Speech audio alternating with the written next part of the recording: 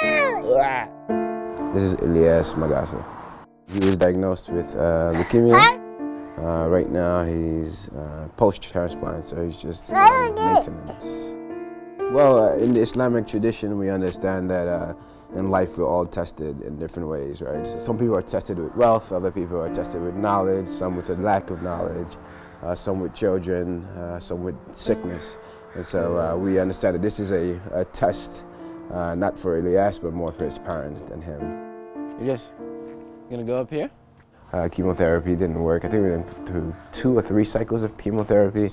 After they determined that wasn't going to be enough, then we moved on to plan for a full-out bone marrow transplant. And so that entails radiation and preparing his body for receiving the donor cells. So that actually lasted several months. There were several occasions where we would ready for a bone marrow transplant, and then something would happen. So like he would get a cold, or the leukemia would start resurfacing. Whoa. Yeah, so I definitely wouldn't characterize it as setbacks. Characterize it again as a different dimension or a different chapter of a test.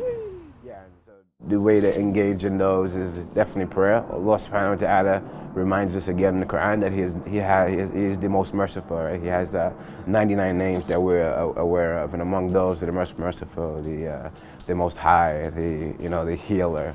Right? He tells us when we're in time of need to call on those names. Right? And you call on those names, and then he responds. And so, through prayer and calling on those names, that's how we get through. And Allah also reminds us that if he is meant to be cured, He will send those people His way to cure him, right? So the doctors may be a result of that. And it may be that he's not meant to be cured, but through his illness, the doctors learn about a new, maybe approach to dealing with people with similar diseases, right? Or they learn about, the efficacy of a new drug or a new combination of drugs, right? So, yeah.